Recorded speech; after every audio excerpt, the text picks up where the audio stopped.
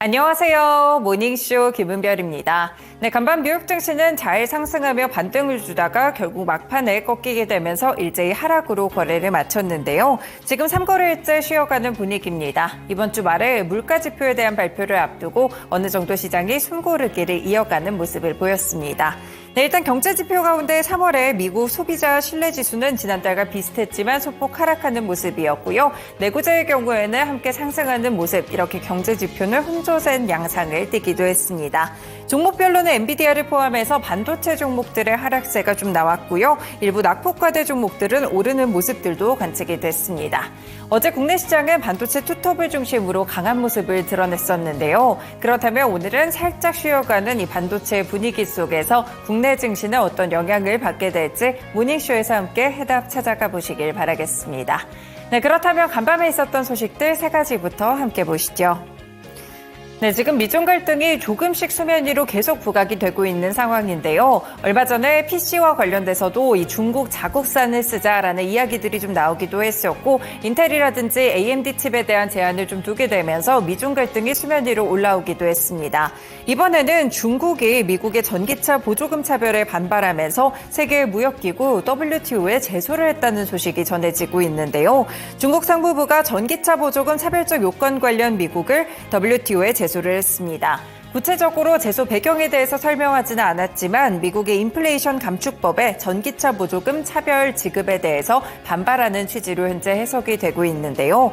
IRA에 따라서 바이든 행정부는 지난 1월 1일부터 중국, 러시아, 북한, 이란 같은 기업들이 핵심 광물이나 기타 배터리 부품을 제조한 경우에는 전기차 구매자가 $3,750에서 $7,500 상당의 세금 공제 혜택을 받을 수 없다는 그런 법안을 제시하기도 했습니다.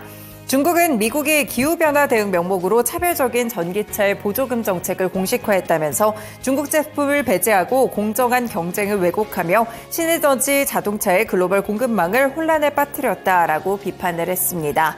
WTO 회원국은 다른 회원국의 무역 관행에 대해서 불만을 제기하고 분쟁 해결 절차를 통해서 구제를 요청할 수가 있게 되는데요. 지금 중국에서는 전기차용 배터리라든지 전기차가 빠른 속도로 성장하고 있는 가운데 미국에서의 이러한 제재 배경에 대해서 좀 어느 정도의 이런 위화감을 드러낸 것으로 읽히고 있습니다. 그리고 유럽연합도 역내 자동차 산업에 대한 잠재적 위험을 우려하면서 지난해 중국의 전기차 보조금에 대해서 자체 조사에 착수한 바도 있었는데요. 그리고 미국에서는 새 규정에 따라서 미국에서 판매되는 전기차 모델 50여 개 가운데 13개만 현재 세제 혜택을 받을 수가 있습니다. 이런 상황 속에서 중국이 결국 미국에 대해서 전기차를 염두에 두고 WTO 제소에 나선 것인데요. 하지만 실제로 이 제소를 통한 실제 영향은 좀 불분명하다고 보고 있습니다. 바이든 행정부가 WTO 상소위원회 선임을 반대하면서 미국이 패소하더라도 항소할 경우 제소 절차는 사실상 중단될 것으로 현재 예상되고 있습니다. 다만 시장에서는 지금 미중 갈등이 계속해서 이번에는 반도체를 넘어 2차 전지 또 전기차까지 번지고 있다는 점에서 포인트를 두어보시면 되겠습니다. 두 번째 소식 살펴보실까요? 이번에 월스트리트 저널 측에서 보도를 줬는데요. SK하이닉스가 미국 인디애나주 서부 웨스트 라피엣에 첨단 반도체 패키징 공장을 건설한다라고 보도가 나왔습니다. 소식통은 SK하이닉스가 이 공장을 건설하기 위해서 40억 달러, 하나로 계산했을 때 5조 3천억 원 정도를 투자하게 되며 2028년 이 가동 계획을 개시할 것이라고 봤는데요. 지금 공장에 들어서는 인디애나주를 보시면 미국 최대 반도체 그리고 마이크로 전자공학 프로그램을 운영하는 대학 가운데 한 곳인 퍼듀 대학이 위치를 하고 있습니다. 그렇기 때문에 애리조나주도 애초에는 고려를 했지만 결국에 이런 인력의 유입들을 생각을 했을 때 인디애나주를 선정했다라고 소식통은 보고 있는 상황인데요.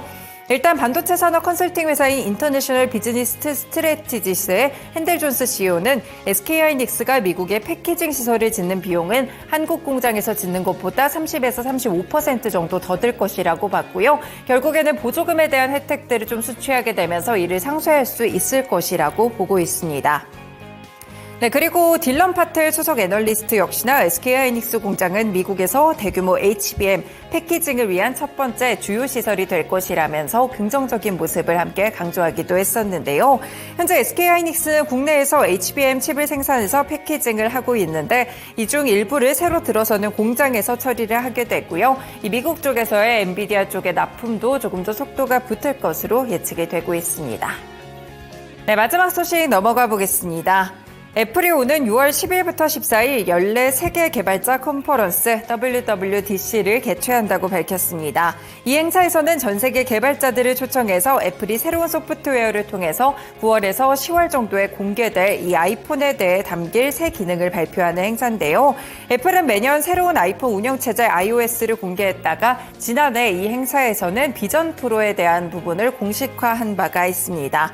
올해 행사에서 공개할 내용이 밝혀지지는 않았지만 블룸버그 통신에서는 이번에 애플이 AI와 관련된 전략들을 밝힐 것이라고 보고 있는데요.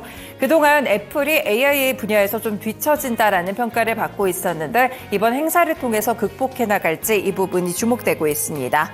실제로 이 애플 마케팅 임원인 그레그 조스위악은 이 절대적으로 놀라운 일이 될 것이라면서 이 AI와 관련된 공개를 암시하기도 했기 때문에 이 부분을 눈여겨보실 수가 있을 것 같고요. 최근에 애플이 챗 GPT와 같은 생성형 AI 서비스를 제공하기 위해서 구글이나 오픈 AI와 파트너십을 좀 논의한다라는 소식들도 꾸준하게 전해졌기 때문에 과연 WWDC 행사에서 애플이 AI와 관련된 전략들을 빠르게 선보일 수 있을지 주목되고 있습니다.